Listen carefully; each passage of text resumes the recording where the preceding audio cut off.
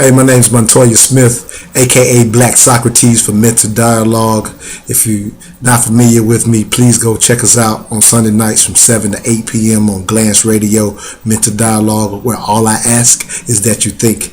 Tonight, we had a great discussion with Mr. Jim Klingman from blackonomics.com as we were discussing can we build generational wealth specifically in the black community, despite all the statistics out there that show we have one of the lowest medians amongst all races and things of that nature. This was an incredible discussion, got into the history of Black Wall Street. So please, every Sunday night we get down on Mental Dialogue. But tonight, what's on my mind is another subject: marriage before kids, to end the destruction of the black community. Because the destruction of the black community is taking place, one of the biggest reasons is because of the prison industrial complex. Dr. Boyce Watkins and Russell Simmons have started a coalition to end mass incarceration. If you have not thought about the prison industrial complex within the past year, you have done our community a disservice because you're not in the know of how things are taking place, or you're not caring enough about it. And is that an accusation? Yes, it absolutely is. Reason being is because we have become an individualistic society and no longer have forward thinking to think about future generations, because now we're able to say, well, what's best for me? We'll get married at this point now and say, well, this is not working out for me.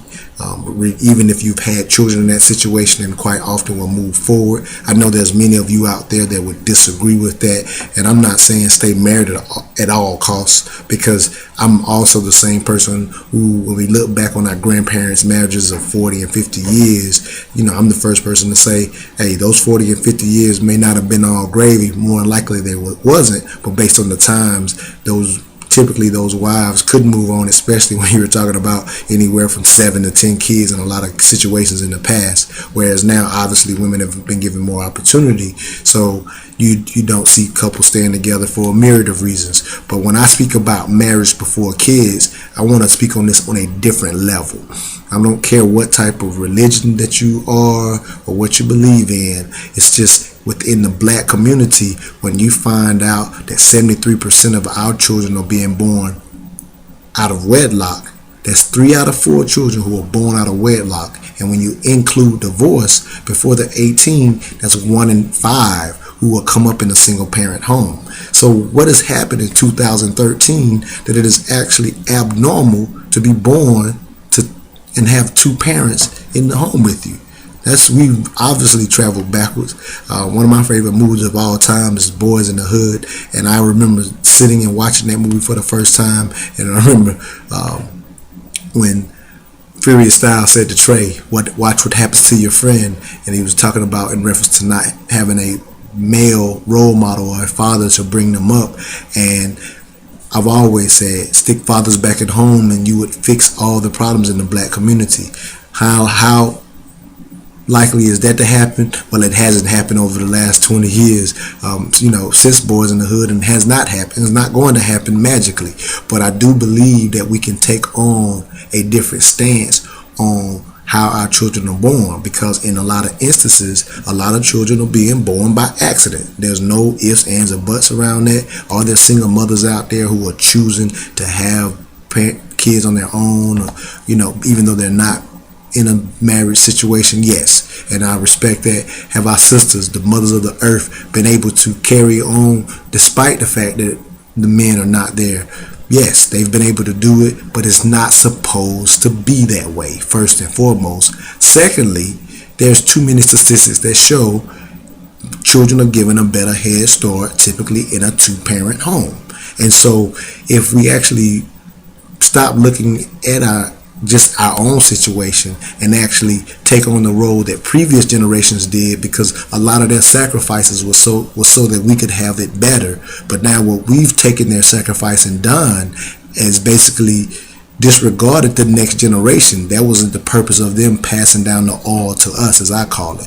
But we're failing to continue to pass down the correct information, and so it has become normal to have children out of wedlock. But this is not just simply an attack on that institution of marriage as much as realizing how important the institution of marriage is in the development of the next generation's survival. And when I say survival, I'm not talking about simply having kids and becoming extinct like the dinosaurs. I'm talking about conceptually being able to prosper in society with the best opportunity. And so myself, being a single male with no children, I know that for me, if my children are going to be my world and I plan that before having them and wanting to leave a legacy, then I don't want to simply make a mistake one day, leave off the condom, and now have a child that I have to take care of.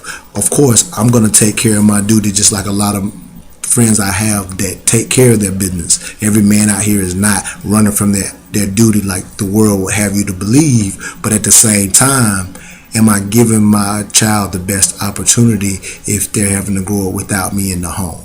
All of us can answer that question collectively. No, we're not. Everybody can actually say that, and if we know that to be right, well, right is right, truth is truth. And so in order to give our children the best opportunity to prosper and go off to whatever it may be, whatever goals they may have, if we're going to prepare them to move forward, we must teach them to leave a legacy. And if we're going to teach them to leave a legacy, then let's teach them to do that in a proper manner.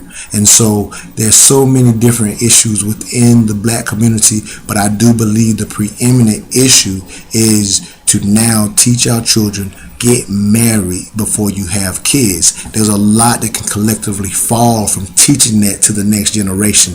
And so, when we talk about the protected sex and things of that nature, of course we want our children to do that, but look what's really happening. It's not happening.